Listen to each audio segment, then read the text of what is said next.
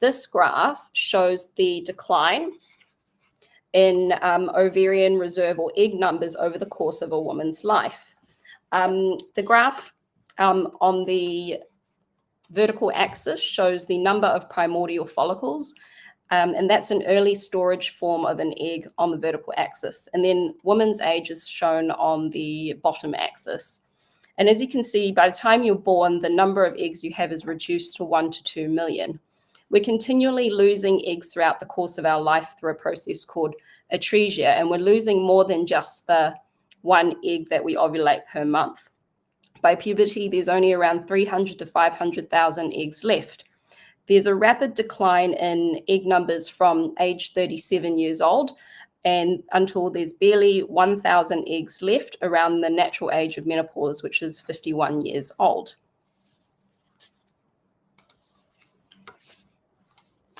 This graph here shows various populations from around the world where contraception is never used. And as you can see, that it doesn't matter whether you're from France or Canada or Iran, the fertility has been shown to reduce with age in all these different populations. Fertility starts to decrease significantly from age 32 years old and has an even steeper decline from 37 years onwards.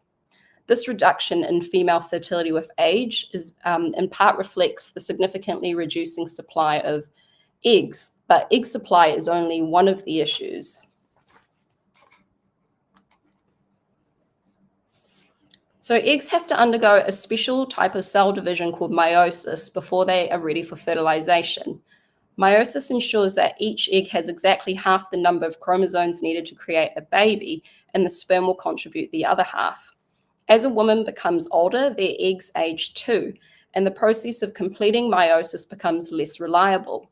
This is because the structures responsible for properly dividing chromosomes, which are called meiotic spindles, become weaker and more prone to error. This increases the risk of eggs having too many or too few chromosomes.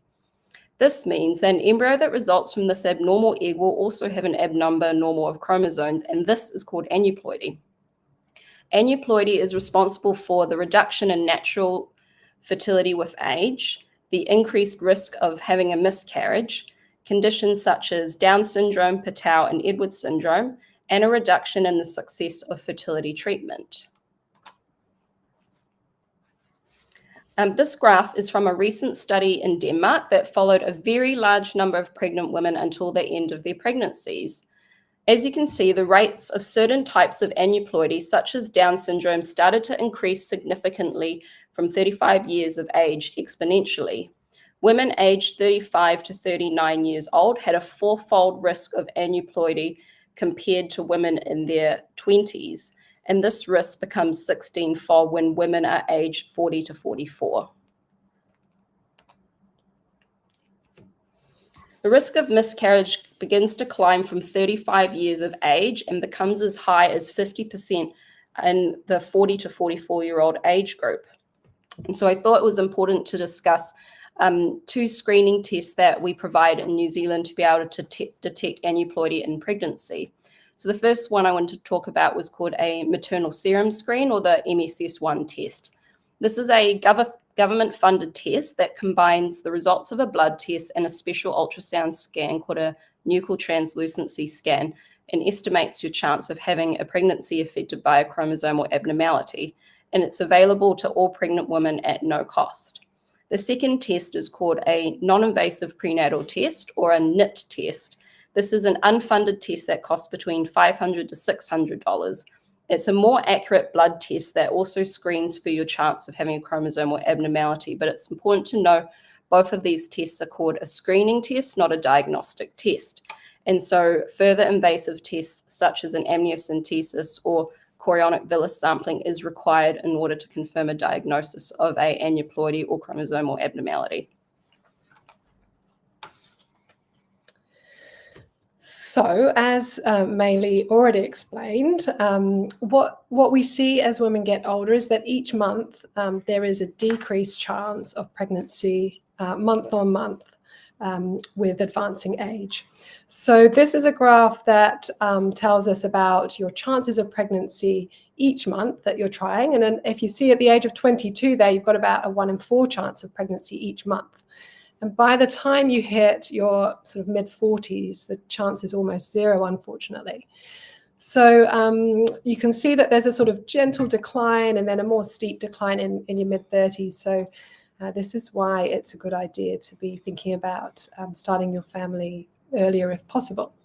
So a lot of people ask, well, can I maintain my fertility by being healthy? And unfortunately, your ovaries truly do know your age. So it is a myth that if you're healthy, that age won't matter to you. And so it is, generally speaking, better to be trying for pregnancy at an earlier age.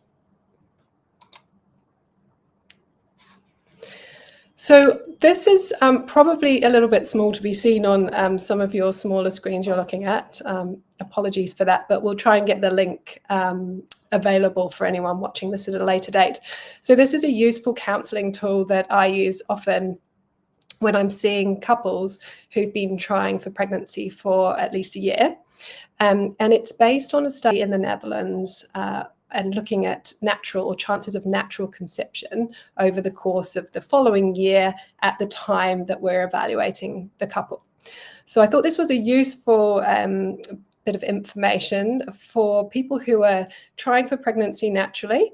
We can put in your the female age, the duration of time that you've been trying for pregnancy already, and whether previous pregnancies have happened or not, because if you've had a previous pregnancy, generally speaking, you've got a better chance of having another pregnancy.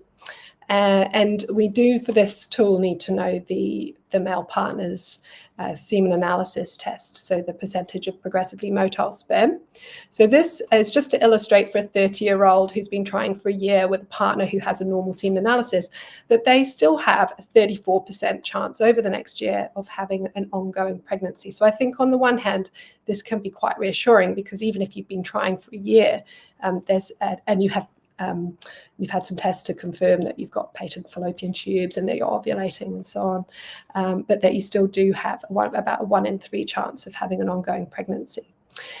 And just moving on to a similar scenario, but in a woman who's in her late 30s now. So this tool goes up to the age of 38. So looking at a 38-year-old, that chance has now dropped to 20.6%. So that's still not 0. And we often use this as a sort of comparison to what our fertility treatment options may be. So that this helps sometimes couples to make a decision as to whether they'll keep trying naturally or whether they might now move to some sort of ART or assisted reproductive technique. So it's not just women that are responsible, of course, and we've talked about women first because it is the woman's age that is the most important factor, but men are also, half of the equation here. So unfortunately, men's semen quality also does seem to decline with age, but not in such a dramatic way as women's egg numbers and quality. So this graph here just shows us that these are the parameters along the bottom here that we look at in semen analysis tests, so the volume of sperm, the concentration or number of sperm, and how fast they're swimming. And then up the side here, we've got number of or proportion of men with an abnormality in that parameter. And then the different line colors are different age groups. So we've got, as the line gets darker here, older men, and as you can see, there's an increased proportion in the abnormal sperm parameters as men get older. So myth number 2 is that men can have children at any age without issue. What we think is that men can have children at a later age, certainly, than women, but there are some associated issues with that. So the important thing about sperm is that men continue to make sperm throughout their lifetime. certainly into much later years than this. And the sperm, as it is made, sits in the male reproductive tract, and it can accumulate DNA damage, and that can't be seen on a basic semen analysis test. What we can see here from this graph is that there is a reduction in the odds of live birth as a man ages, and the different coloured lines here are for different age groups of the women. So as women are getting older, there's obviously a lower predicted odds of live birth down here. But there is a gentle decline in the chance of live birth, and it does seem to be more steep in the late 40s for men. And we also know from research that the reason for this, part of the reason for this, will be that in men older than the age of 40, there is an increased chance of miscarriage in the female partner. And certainly in older men, there does seem also to be a decrease in the chance of pregnancy through assisted reproductive techniques as well. So men definitely also have a part to play. The other slightly concerning finding is that in men over the age of 40, there do seem to be increased risks with the offspring having certain conditions such as autism, schizophrenia, and bipolar disorder. And there does also seem to be an increase in risk of single gene mutations such as achondroplasia. There's probably an increased risk of epigenetic conditions and increased chance of childhood cancer in an offspring. And this chart at the bottom just shows us how there's an age-related risk increase in schizophrenia. But I think the important message is these are still rare conditions overall. It's always just a relative increase in risk.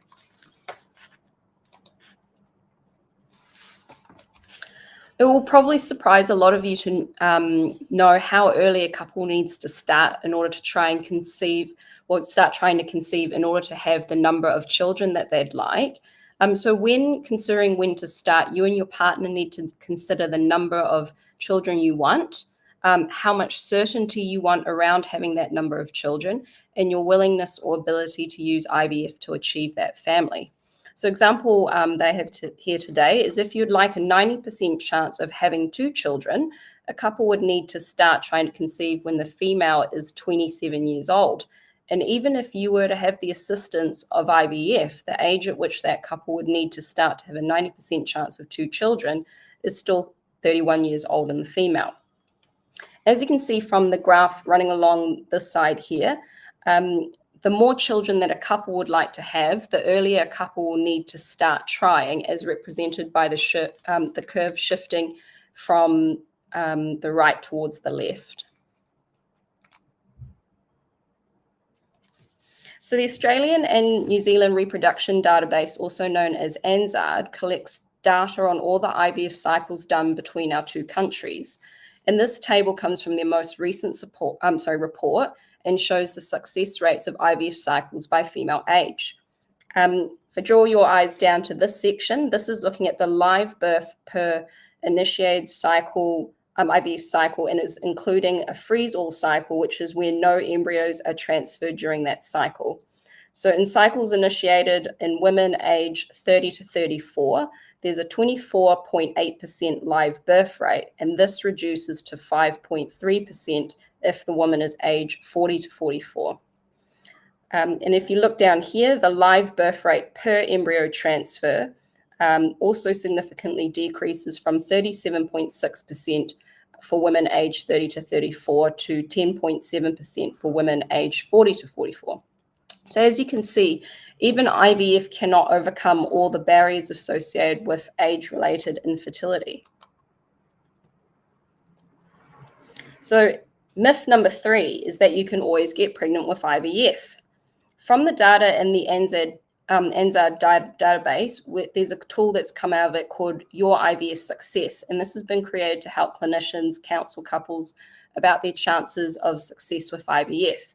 The example we've used here today is for a couple where both the man and woman are 35 years old. They've never had a previous pregnancy, and they have no known infertility. Their chance of having a live birth after their first cycle of IVF is 39%. It's important to know here that a full cycle of IVF includes the transfer of any embryo created during that cycle. And so that could mean that this couple may need more than one embryo transfer before they're able to achieve their first live birth. Now let's look at a couple where the man is the same. He's still 35, but we've made the lady 40 years old. Their chance of having a live birth after their first cycle of IVF has now reduced to 17%.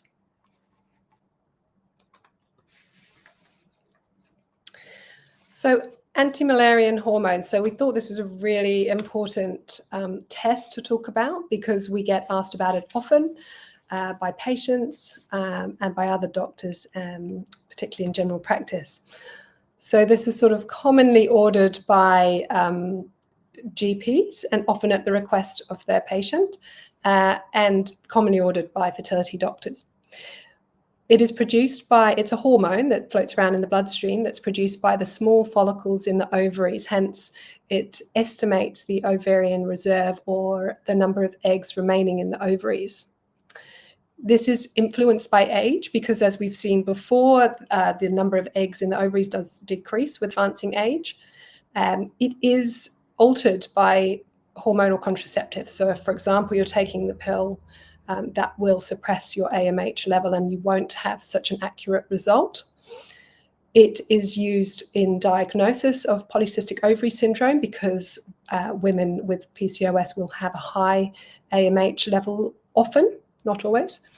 And it will be affected by certain treatments that affect ovarian reserve. For example, if you've been through chemotherapy or radiation therapy affecting the ovaries or any surgery to the ovaries, your AMH level might be affected by that, and that's individual, and you'd have to talk to your doctor about your situation.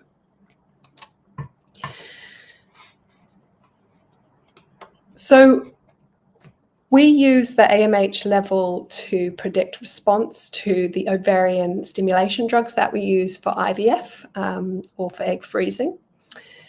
We use it to diagnose PCOS. Should we use it for guiding fertility planning? And that's a big question, one that we get asked often. My personal view, and I think many fertility specialists would agree, that it's not hugely helpful, certainly not as helpful as people would like it to be, because it doesn't predict your chances of getting pregnant. So if you have a robust AMH level, that doesn't mean when you start trying for pregnancy that you will get pregnant naturally. It doesn't tell us about the quality of your eggs. That relates to your age. So where it is useful is if for some reason you will need to have IVF treatment to conceive, you would probably like to know your your AMH level. We certainly would, because it will help us to guide the doses of medications that we will use. So really the main use is once you know that you need to go through IVF treatment. There is a cost. It's not publicly funded, so it's around $130. And this graph here, some of you may already be familiar with. This shows us the centiles of normal AMH level according to a woman's age. So the age along the bottom, of course, the AMH level will gradually decline over the years. And there is a wide range of normal from the 10th to the 90th centile. And just as an example of how kind of inaccurate it is, if you find yourself with an AMH in the green zone, what that tells us is that there's an 80% chance of getting 6 or more eggs in IVF. So it's certainly not specific.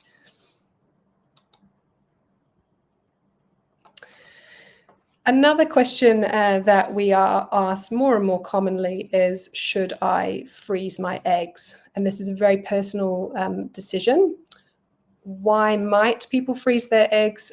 Well, it's sort of proposed as an option to preserve your future fertility, either because you're single in your sort of peak reproductive years, or you're coming towards the end of your reproductive years and you haven't yet found a partner. Reasonably often we freeze eggs for people who are undergoing, say, cancer treatment with chemotherapy. Perhaps you aren't sure if you'd like to have children, but you'd like to have the option. So you would like to maintain your reproductive autonomy, and that could be a reason to choose to freeze your eggs. Important things to know about egg freezing.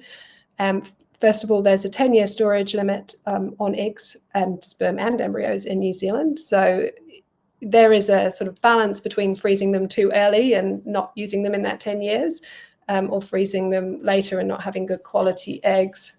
Of course, you can extend that limit with an application to the Ethics Committee in New Zealand, but yes, that's just some information. Many women do not return to use their eggs. Most will not return to use their eggs. Clearly, there's costs involved. So if you're electively choosing to freeze your eggs, not because you're going through cancer treatment, then you would need to pay for that. And the number of eggs that you would need does depend on your age and the degree of certainty that you desire to have from freezing your eggs. Generally speaking, it is better to do it in an earlier stage. So this is a graph that we use for counselling individuals who are planning to freeze their eggs.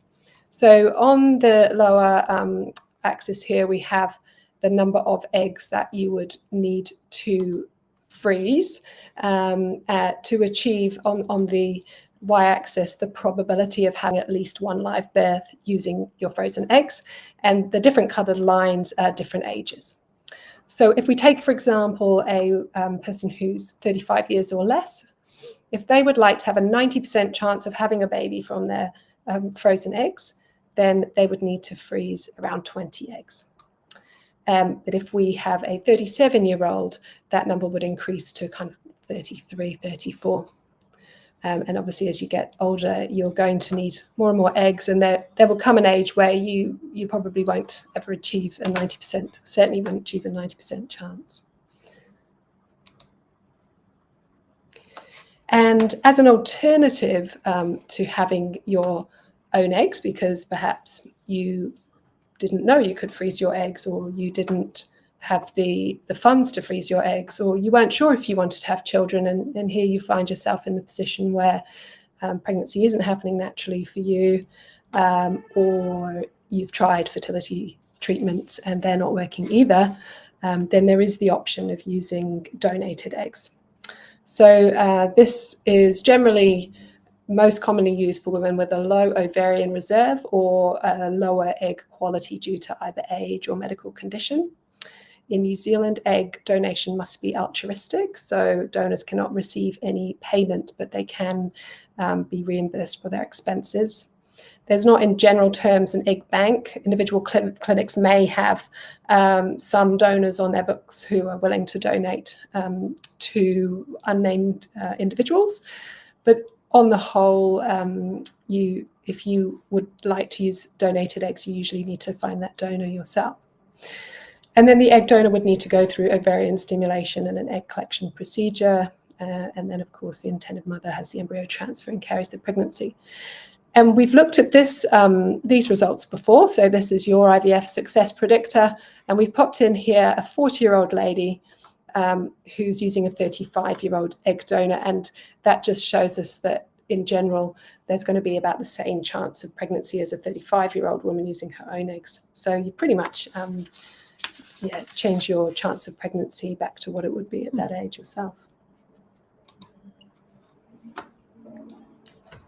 So there are lifestyle changes that a couple can make to improve their chances of conceiving naturally. And it's important that they do regular exercise and have a healthy diet. And the Mediterranean diet is rich in antioxidants, and we do recommend that. It's also important to maintain a healthy BMI or body weight. We recommend avoiding smoking, vaping, alcohol, and recreational drug use, and also limiting your caffeine intake to 1 caffeinated drink per day. These lifestyle recommendations apply to men as well, but there are a few additional recommendations we have for men. And one of those is regular ejaculation every 2 to 3 days, and avoiding overheating the scrotum by avoiding regular spas, hot baths, and laptops sitting on their thighs for long periods of time in order to maintain good sperm health. Women should also take a folic acid supplement while they're trying to conceive, not because it improves your chances of conception per se, but because it is very important for preventing neural tube defects, which is where the baby's central nervous system doesn't develop correctly. Antioxidant supplements such as coenzyme Q10, also known as CoQ10 and Menavit, are available over the counter at most pharmacies. And currently there's not very high quality evidence to support their use in improving the chances of conceiving, but it's important to also know that they're not harmful to take. It's important to be aware that essentially all obstetric complications increase with maternal age, particularly when you're over the age of 40, and it still applies to you even if you are a relatively healthy 40-something-year-old. These graphs below demonstrate some common obstetric complications that significantly increase with maternal age, particularly when the woman becomes over 40. And some of these include multiple gestations, such as twin pregnancies, preterm birth, small for gestational age, stillbirth, and neonatal mortality. There's also a higher rate of chronic medical problems in older women, such as high blood pressure, cardiovascular disease, and diabetes, which contribute to these figures. A woman's body will go through enormous physiological changes in order to accommodate a pregnancy, and the combination of these changes in the presence of chronic medical conditions puts women at increased risk of conditions such as preeclampsia and gestational diabetes. It is therefore important that women pursuing pregnancy at the age of 45 or above are seen by an obstetric medicine physician so that their health can be optimized prior to becoming pregnant, and so that they are well informed of any risks that may be additional to their pregnancy. For these reasons, there's also an upper age limit for fertility treatment, such as IVF, and the upper age limit for treatment is 55 years old. I would like to preface this by saying that women who are 45 years and older will normally be recommended to use donor eggs or embryos in order to conceive, for all the reasons that we've already discussed in the webinar earlier. But it's not all doom and gloom if you're becoming a parent at an older age. Research has shown that children born to older parents have improved health and development, improved cognitive abilities, and feel more secure growing up in an emotionally and financially stable environment. So we hope that this webinar has been helpful in debunking some myths around age and fertility. The messages we're hoping you'll take away from today are, firstly, plan for your last child, not your first child. And time is of the essence, so you should seek a fertility assessment if you're over 35 years old and have not conceived after 6 months of trying. If you're 35 years old or under and you've not become pregnant after 12 months of trying, or if you're any age and you have a known diagnosis of infertility, such as polycystic ovarian syndrome or endometriosis, and you've not conceived after 6 months of trying.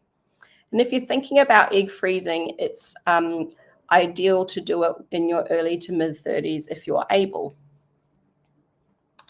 On behalf of Lizzie and myself, thank you for listening today. I hope this webinar was helpful to you. Now we're going to be taking some questions. Hopefully someone's got a question. Yeah, someone's got a question. Yes. Okay, so we've talked about 2 tools. I wonder if that's the one that we use to predict your chances of IVF success. So that one, yes, you can definitely access online. The website is yourivfsuccess.com. Is that correct? I actually don't know if that's the name. I normally just Google your IVF success calculator, and that usually comes up. And then the other tool, which was the one that was a little bit hard to see, is called the Hunault calculator. So I'll actually spell that Hunault calculator. So it comes out of the Netherlands. I think that's where the name comes from. So you can play around with that if you like as well. That one's a bit less, I'd say, a bit less patient friendly because you do need those the sperm parameters. But I mean, most people who've been trying for a while do have that to hand. So yeah, it still might be useful. Or you can ask your fertility specialist to go through those things with you as well. No doubt they'll be able to find them for you. And certainly anyone who's commencing IVF, you should be given an estimate of the chance of success based on your own history and previous treatments and so on. We have a question: is it true that if you don't use it, you lose it? I think only if you leave it too long before you use it. So I think that's a bit vague. Sorry. So are we assuming that we're talking about? Or we're talking about sperm because it looks like it's from a male.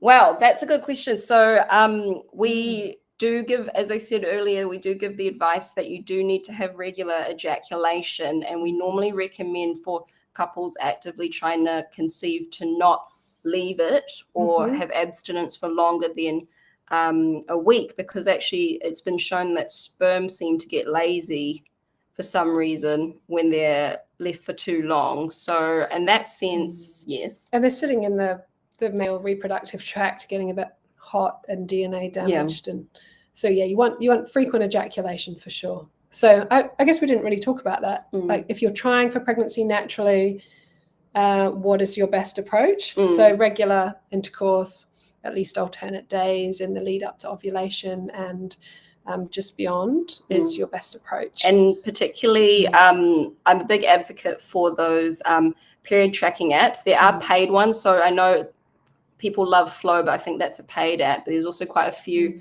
free ones like Period Diary. And I think it's quite important to record when your periods are and get a sense of your cycle, because usually your most fertile time to conceive is surrounding ovulation, which is reliably 14 days before your period starts. Yeah, so of course you only know that in retrospect. And so your app can help you say, well, you're leading up to your fertile time. And and I suppose other options like sort of knowing the changes in your body are useful. So if you get a change in your development of fertile mucus at the fertile time, that's quite useful. And perhaps using ovulation prediction dipsticks is also that's quite good. Maybe not when you've just started out trying. I think if you start feeling like you've been trying for a little while and you want a little bit of reassurance that you're doing the right thing, the LH testing kits are helpful to reflect what you think's happening in your calendar. We have a question from Facebook. Does the egg donor have to be a New Zealand citizen or permanent resident? So the egg donor would need to be eligible to access medical care in New Zealand. So that would be important, because if there was a complication of their egg retrieval, for example, then they would need to be able to access, which would be rare, but they'd be able to have to access medical care in New Zealand. I guess from a coordination perspective of your own treatment, if you were needing to use an egg donor, it is quite complicated and difficult, and it can get quite costly if your egg donor doesn't live in New Zealand. But for example, I guess if they're living in New Zealand already, but they might be on a visitor's visa, I think they're eligible to access medical care. I think if you had an individual question about your own situation and you were unsure whether there was a donor who could be appropriate for you, then you need to contact your clinic, because there will be a third party coordinating nurse or team, and you'd be able to run by them the specific scenario that you have, to make sure that we don't just blanket rule out potential donor for you. So someone has stated, FYI, the Hanaut calculator only goes up to 38 years for the female. Yes, we did. We mentioned that when we were talking about chance of natural conception and how, that's only going to be useful up until the age of 38. And we can just extrapolate from that, probably. If you were, 39 and you wanted to know your chances, you could put in the closest thing and then just know that it's probably a little bit lower than that. Do you want to read I'll read this one out. So I'm female, soon to be 39, single and gay, so fertility treatment was always something I knew I need to access to get pregnant. When going through fertility treatment, would you recommend doing IVF or IUI? Obviously, chances of with IVF are higher, but it's also so much more expensive. Yes, this is a conundrum that we often have with our same-sex couples. One thing, this is one of those situations where we definitely would recommend that you also get an AMH if you haven't done so already, to help us estimate to you the expectations about how many eggs are likely to be collected at IVF, because generally speaking, the more eggs collected at IVF, the more possible chances there are to make embryos that will be able to get you pregnant.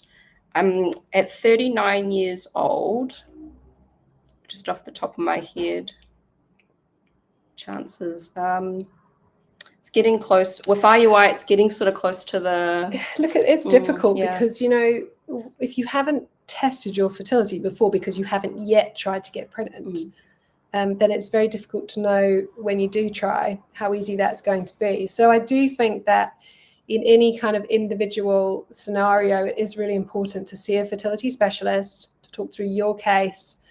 You know, you may need some further testing. You may need to have your fallopian tubes tested. It might be decided based on your history that's not even appropriate. It's very individual. So I think there's not really a blanket right answer to that. And we also don't have good yet direct comparison studies between IUI and IVF, if there's otherwise sort of essentially unexplained infertility or no infertility at all. And I think what Meili was sort of trying to say there is that if you get pregnant from IUI, well, that's great, and you may have a child, but from that treatment then. But if you know you've potentially would like to have a second child, and of course it's going to be a couple of years later by the time you try again, then you're in your early 40s by that time. If you had done IVF at the start, it may be that you would have an embryo frozen to be able to use in your 40s, and so you might be giving yourself that backup option, but of course there's no guarantee of that either.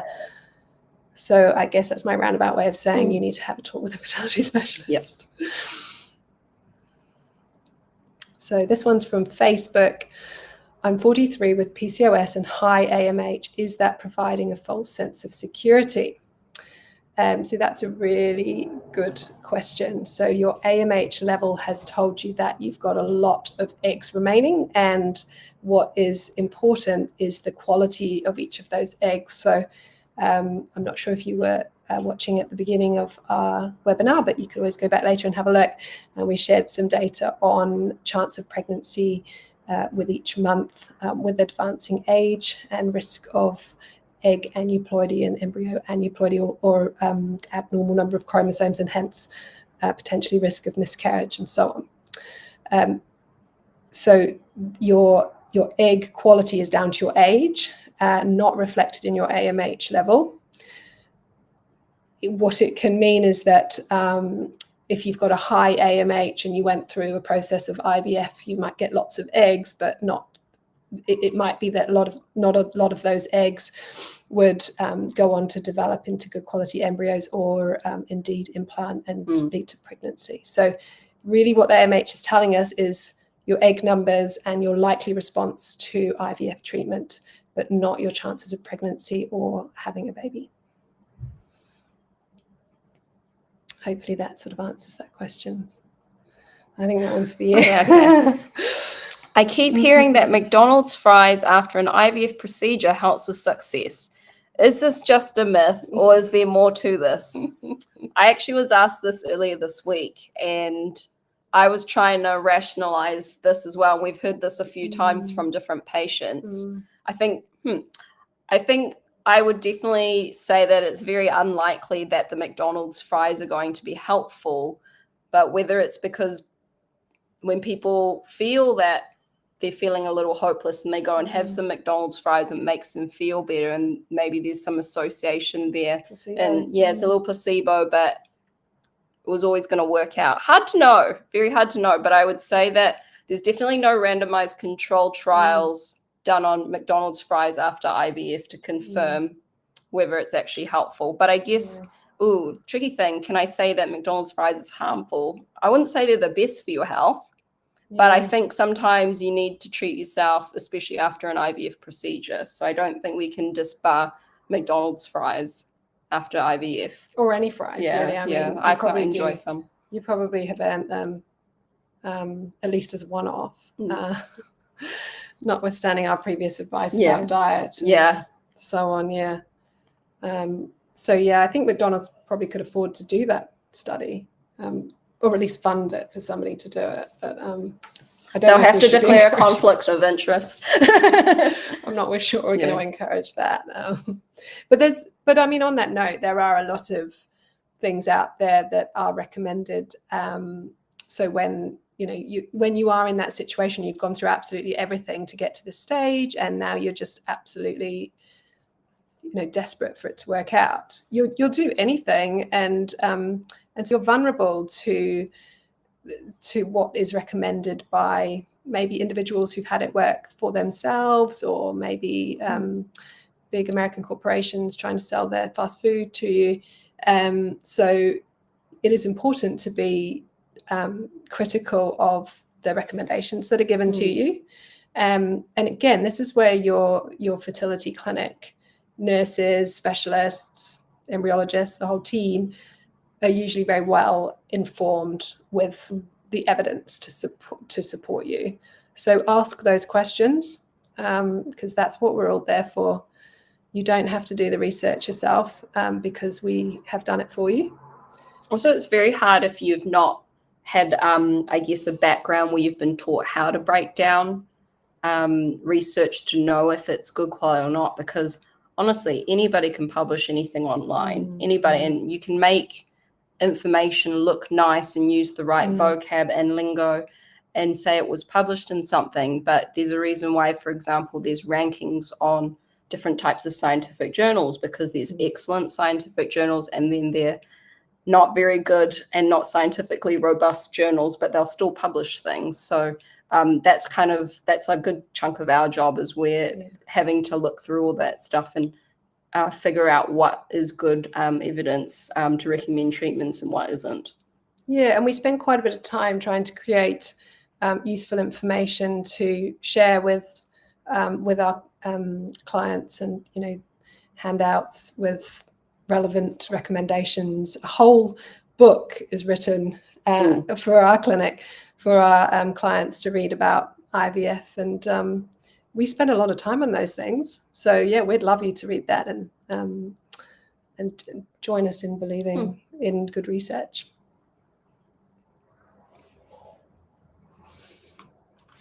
I think we've probably bored Any them more now. questions? The webinar again. Thank you so much to you both. And if anybody does have any final questions, feel free to just quickly pop them in. I'm just going to chat for a minute while we give people one final chance. I just wanted to say that we've got a webinar recording from last year with Joe Barnett, who's one of the board advisors for Fertility New Zealand. It's a really great webinar about understanding your cycle.